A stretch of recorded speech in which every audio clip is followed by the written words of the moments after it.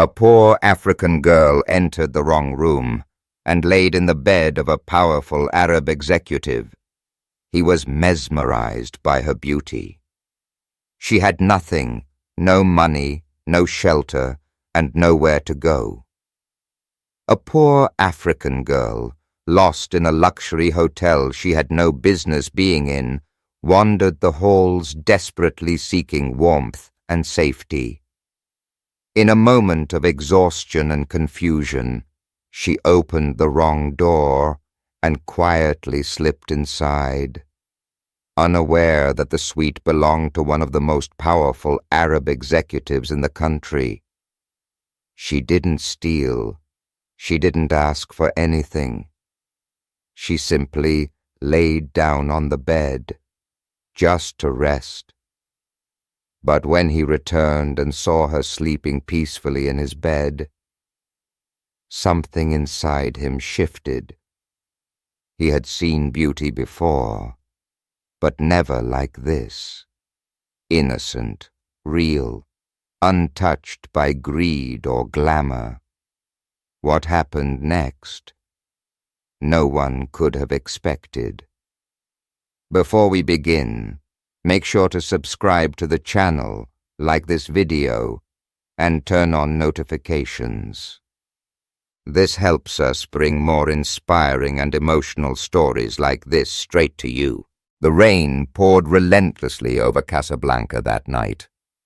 The lobby of the Al Masari Hotel sparkled with marble floors, crystal chandeliers, and the scent of jasmine diffused through golden vents.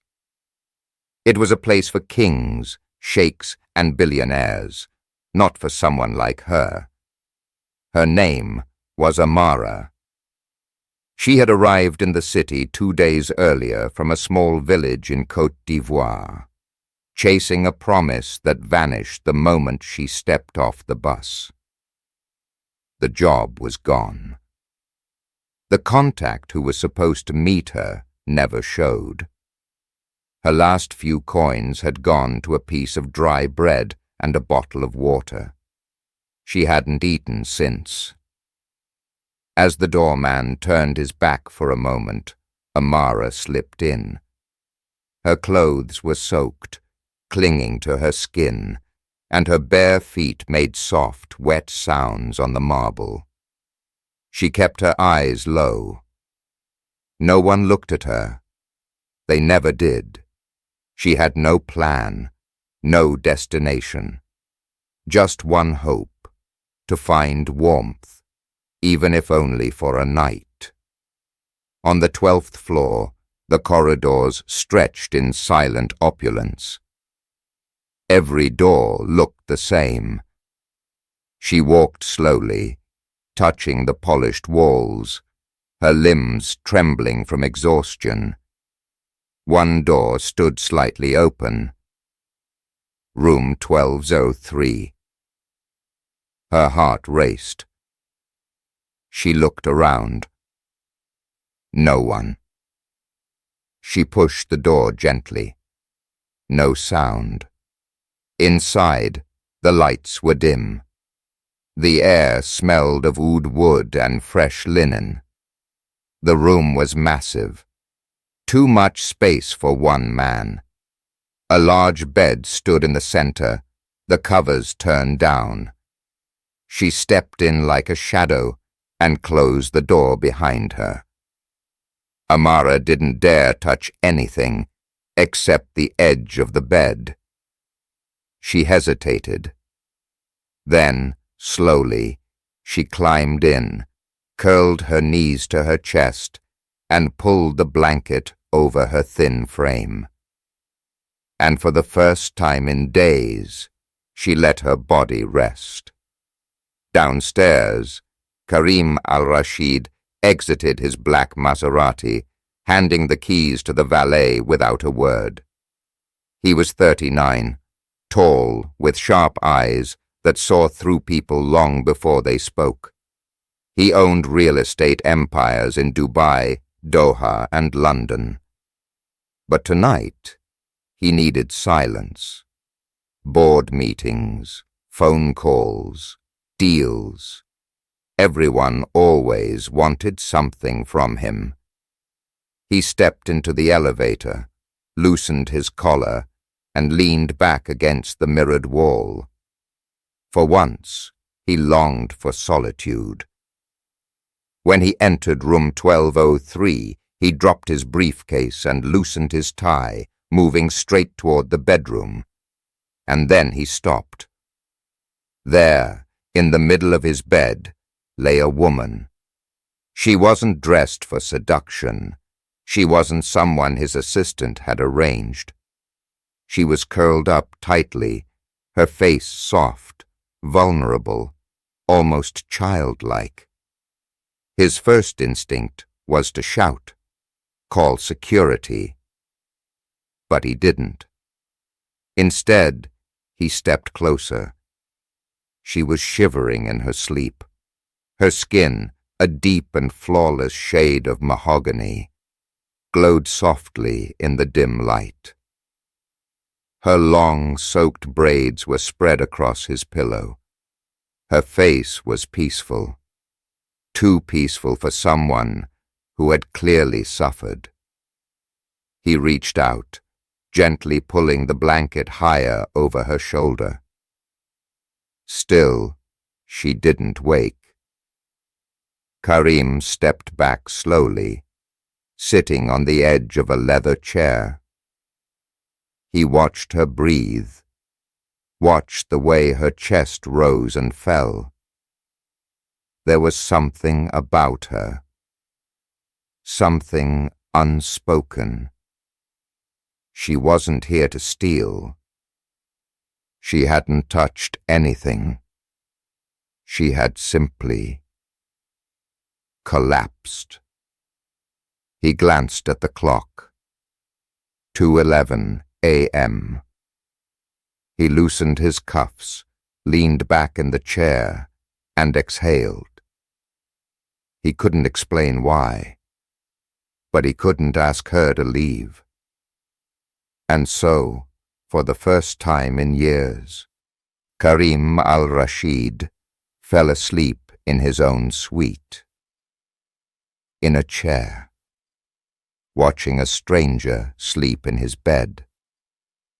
And neither of them had any idea how much this night would change everything.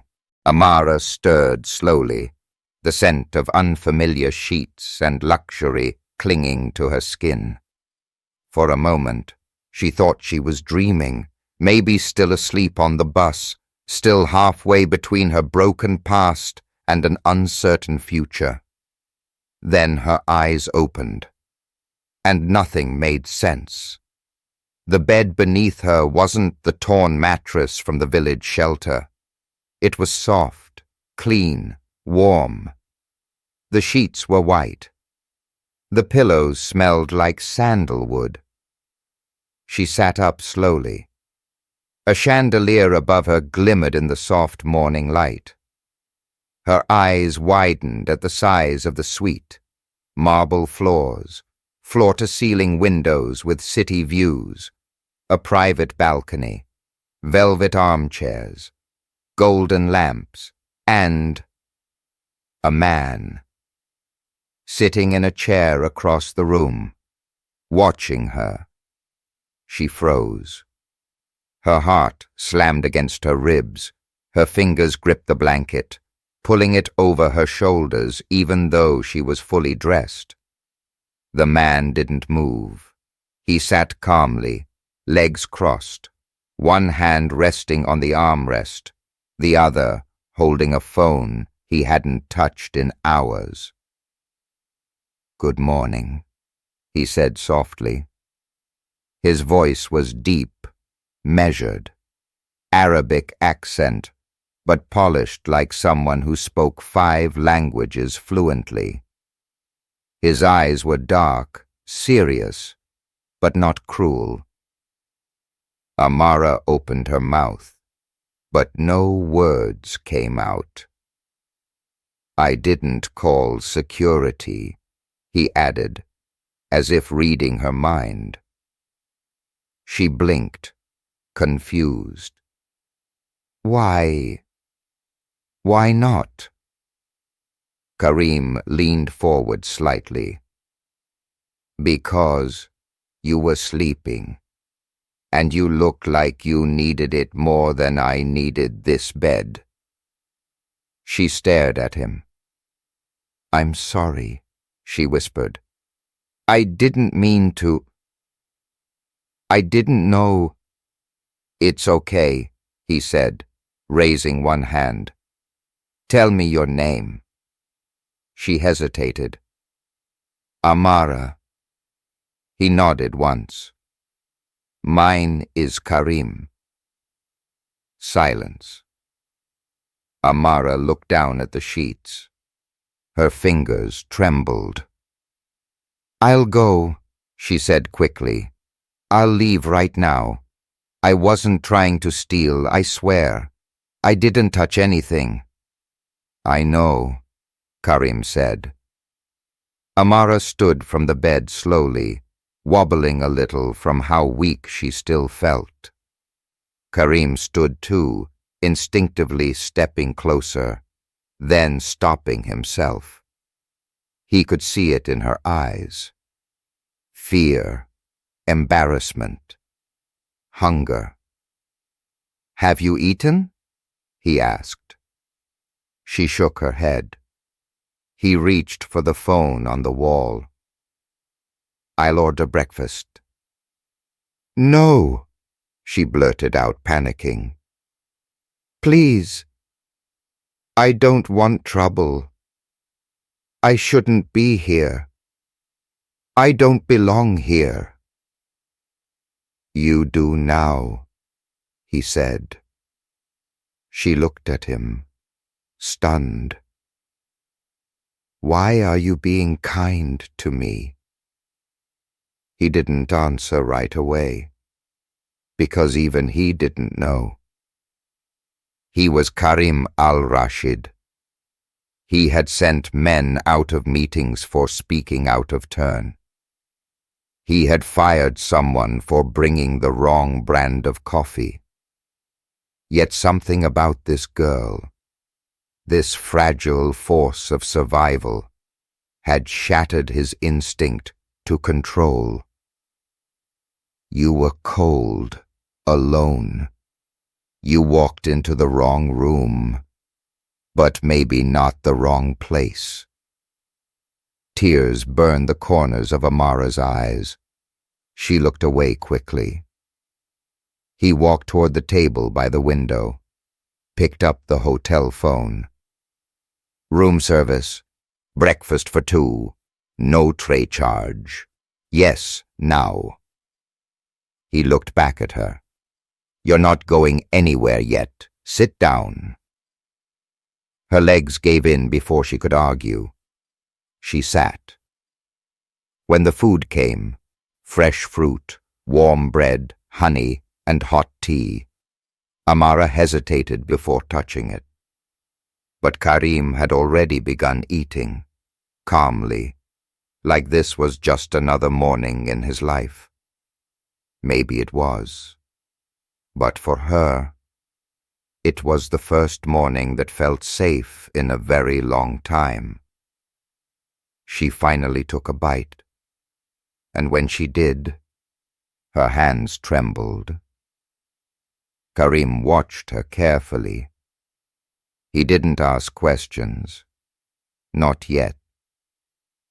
But he knew he would, not because he needed answers, but because, for the first time in years, he wanted to know someone's story. And he wanted that someone to be her. The breakfast plate sat half-finished on the glass table. The air inside the suite felt quieter now, like both of them were waiting for something to break the silence neither of them had the courage to touch. Amara sat with her fingers wrapped around a teacup, even though the tea had already gone cold. Her shoulders were still tense, her back straight, as if she might be asked to leave at any moment. Karim noticed it all. He had learned to read people, body language, tone, even silence. But with her, it wasn't about business or leverage. It was curiosity, a genuine one. She wasn't asking for money. She hadn't begged for anything. And that, more than anything, had caught him off guard. "Where are you from?" he asked finally, his voice low, careful. Her eyes met his for a moment before she looked down again. "Ivory Coast, a small village, not even on the map." "And what brought you here?" She hesitated. "You don't have to tell me," he said quickly, "but I'd like to understand." Amara's fingers tightened around the cup. "I was supposed to start a job, a housekeeper position for a family here in Casablanca. Someone my cousin knew. She told me it would be safe, decent pay, a place to sleep." She took a deep breath. "But when I arrived, there was no job. The number was disconnected. The address didn't exist." Karim leaned back slightly in his chair, processing her words. "And you've been on your own since?" Amara nodded. "I had some money saved, enough for food and a place for one night. But the money ran out. I tried to sleep outside the bus station, but it wasn't safe. A man tried to—" She stopped herself, voice tightening. "I ran." Karim didn't speak. His jaw clenched slightly, but his expression remained composed. "And then last night, I didn't know what to do. I saw the hotel. I just wanted to be warm. I didn't plan anything. I just walked and found my room." She nodded slowly, her eyes filled with shame. "I'm sorry. I shouldn't have been here." "But you are," he said, his voice firmer now. "And you're safe." Amara looked up again, and for the first time since she arrived, her eyes didn't flinch. "Why are you helping me?" she asked. Karim hesitated, then stood and walked toward the window. The city stretched out in every direction, glimmering under the morning light. Cars moved like streams of light. People rushed, hurried, pushed forward with purpose. He had spent years building empires over that city, and yet none of it had ever left him feeling this alert, this human. "Because you walked into my life by accident," he said. "But now I don't want you to disappear." She didn't answer. "I'm not offering charity," he added, "and I'm not asking anything from you, but I can give you a place to stay, not here, in the hotel, Too Many Eyes, but I have a private residence. You'd be safe there." Amara's breath caught. "You'd let a stranger stay in your home? You're not a stranger anymore." She stared at him like she was trying to find the catch, some hidden cost. "There's no catch?" she asked. "No," Karim said. "But there is one condition." Her guard went up again. "You speak the truth," he continued. "Always. Whatever you've been through, whatever you're afraid of. Don't lie to me. I can protect you, but I can't protect a lie." Amara nodded slowly, the weight of his words sinking in. He was offering her more than shelter. He was offering trust. And in her world, that was worth more than gold. But deep inside, something told her that staying near this man, this powerful stranger who looked at her like she mattered, wouldn't be simple. Because the heart doesn't always ask permission. And she wasn't sure if hers could survive getting close to someone like him. 3 black SUVs arrived at the back entrance of Al Masari Hotel just before sunset. No hotel staff were notified. No curious guests caught a glimpse. Everything was done with precision, under the veil of privacy that only Karim al-Rashid could command.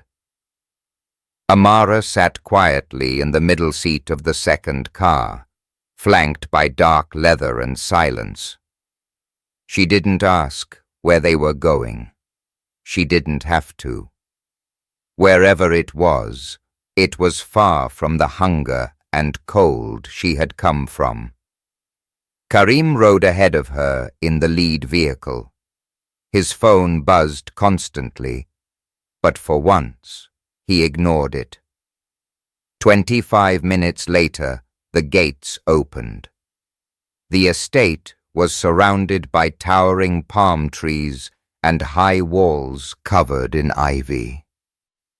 Inside, the air was quieter, almost unreal. Birds chirped lazily over a man-made pond, and trimmed gardens stretched around the marble steps of a sprawling white villa. Amara stepped out slowly, her worn sandals touching the clean stone driveway. The difference between her world and this one felt like a blow to the chest. A maid greeted them without questions. Another woman brought warm towels and a fresh change of clothes. "This will be your room," Karim said, gently pushing open a door at the end of a quiet hallway. It wasn't massive, not like his suite, but it was clean. Soft white curtains danced near the window. A small bookshelf sat near the bed. A tray with fruit and a glass of water waited on the table. The room smelled like rose oil and something comforting she couldn't name. Amara turned to him. "Why are you doing this?" Karim paused. "Maybe I've grown tired of pretending I don't have a heart." Before she could answer, he added, "You'll be safe here. No one knows you're here but me. Rest. Eat. Tomorrow, we'll figure out what's next." And just like that, he was gone. That night, Amara stood in the private bathroom, staring at herself in the mirror. For the first time in days, she washed her skin with warm water. She ran a comb through her hair. She didn't look like the girl who had wandered through rain into a stranger's bed. But she didn't look like she belonged in this life either. Not yet. The next morning, Karim sat in his office, reviewing documents, when his assistant, Nadia, knocked twice and entered. "We have a problem." He didn't look up. "Define it." "There are rumors." Now he looked at her. "Rumors about a woman in your suite. A hotel staff member mentioned seeing her leave with you. A leak, probably. Small, but growing." He sighed. "I expected as much." Nadia lowered her voice. "And this woman, Amara, who is she?" Karim didn't answer right away. Someone who stumbled into my world by accident and reminded me that I'm still human. Nadia raised an eyebrow, but didn't press. She had worked with him long enough to know when to step back. Later that day, Karim walked through the garden and found Amara sitting under the shade of a fig tree, a book in her hands. She had taken a shower. Her hair was wrapped in a scarf. Her skin glowed under the light. He stood in silence for a moment, watching her read. "You found the library," he said. She looked up, surprised. "It's bigger than the school I went to." He smiled faintly. "You'll have access to all of it. Anything you want to learn." She placed the book down. "People don't give like this without asking for something in return." Karim sat beside her, his voice soft but steady. "I don't want anything from you. I want something for you. Peace, dignity, a chance to decide who you want to be." Her lips parted slightly, stunned by the kindness in his words. No man had ever spoken to her like that. But before she could respond, a phone rang. Karim answered. His face changed. He stood up quickly. "What is it?" she asked, her heart racing. He looked at her, jaw tight. "Someone from the press found out where you are. By morning, it was everywhere." Karim's face, Amara's silhouette, a blurred image of her stepping into the SUV at the hotel exit. The headline read, "Arab billionaire seen with mystery woman, not from his world?" Below it were insinuations, assumptions, and cruel guesses. That she was a mistress, that she had been purchased, that she was nothing more than an exotic affair. Amara saw it first. She had woken early and wandered into the sitting room where the staff left the newspaper. She stared at the photograph, her breath caught in her throat, her fingers trembling over the page. Her face wasn't clear, but she knew. She could feel the weight of it. Her chest tightened. She wasn't used to being seen, let alone judged by strangers. Karim found her standing there, barefoot, motionless.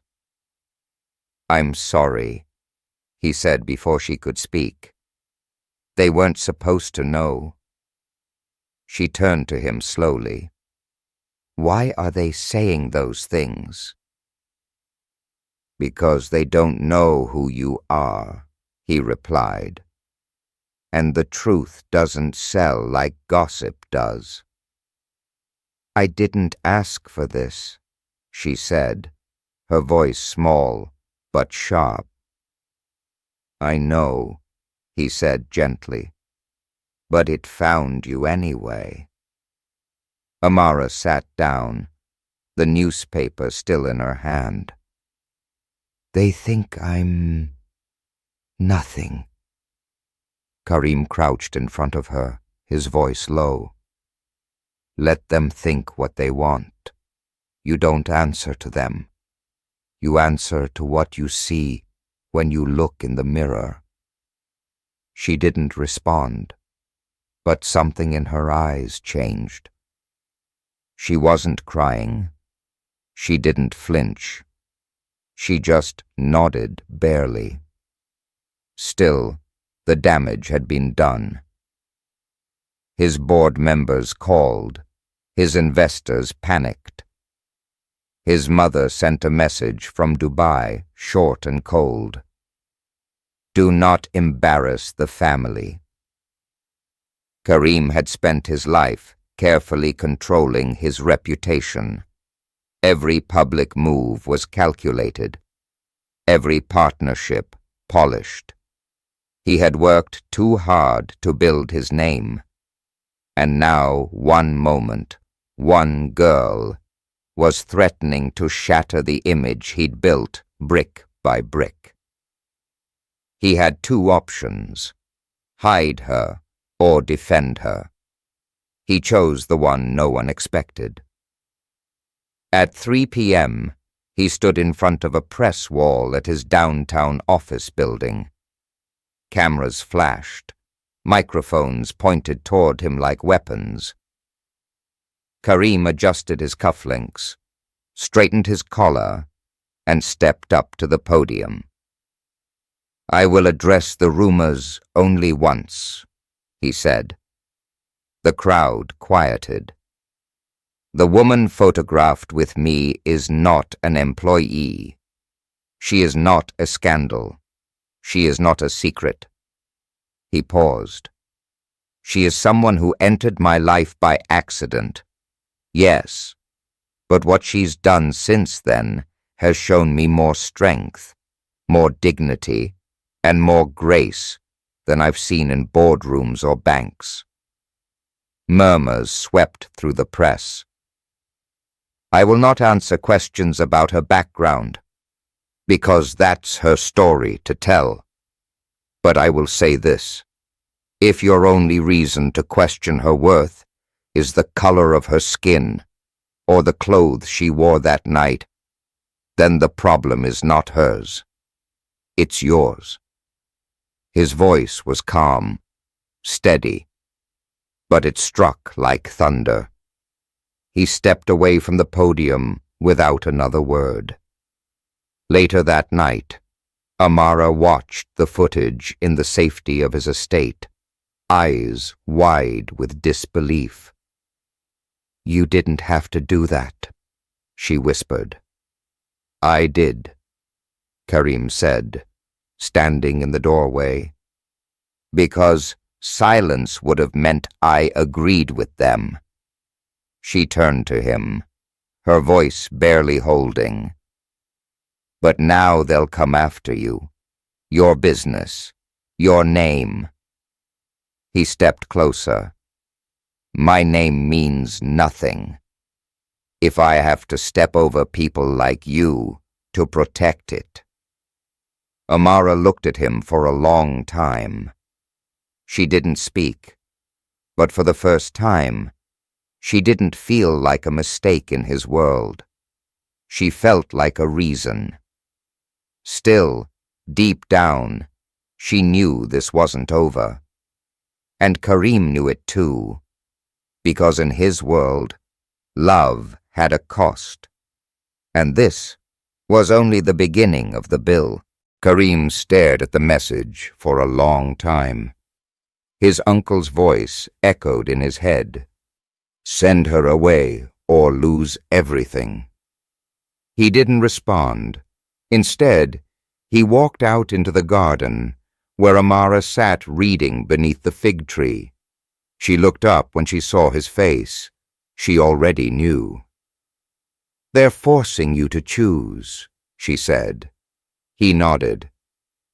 They want me to pretend this never happened. To pretend you never happened. She closed the book softly. Then maybe I should go. He walked over and knelt in front of her. No, I'm not losing you. But your empire? Let them take it. That same day, the board voted. Karim was officially removed as CEO. The press exploded. Billionaire walks away from legacy for unknown woman. He didn't give a single interview. He disappeared with Amara, just like that. Weeks passed. They moved into a quiet home by the sea in Essaouira. Karim grew a short beard. Amara took language classes. She painted, laughed more. He cooked for her, something no one had ever imagined him doing. The world kept talking, but they stopped listening. One morning, she found him sitting by the ocean, sketching something in a leather notebook. "What's that?" she asked. "A school," he said, "for girls in your village." Her hand went to her chest. "You don't have to." "I want to." He looked up. "You gave me back my soul, Amara. Let me give something back." That night she couldn't sleep. She watched him through the window as he built blueprints, page after page. For the first time, Karim wasn't building for profit. He was building for purpose. The foundation was laid within 3 months. Karim funded it entirely with his own money. No donors, no cameras. The school would open in less than a year. Amara flew back to her village to help prepare. Karim stayed behind. "I want them to see you as the light, not me," he told her. But she missed him every hour. When she returned, he picked her up at the airport himself. No driver, no security, just him. "You're late," she teased. "I'm not late," he said. "You're early." She laughed, and for the first time, he kissed her in public. No fear, no shame. The world didn't end. It simply stood still for a moment. 1 year later, the school opened. 500 girls enrolled. Amara stood at the gates, welcoming each one by name. Karim stood beside her, not as a billionaire, but as a man in love. That night, they sat on the rooftop, under 1,000 stars.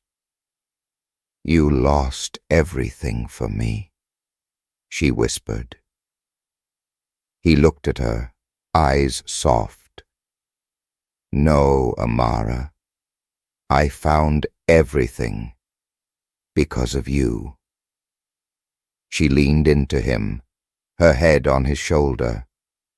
And just like that, a girl who once had nowhere to sleep built a world she never dreamed possible, not because someone saved her, but because someone believed in her. If this story touched your heart, subscribe to the channel, leave a like, and share it with someone who believes love is stronger than fear.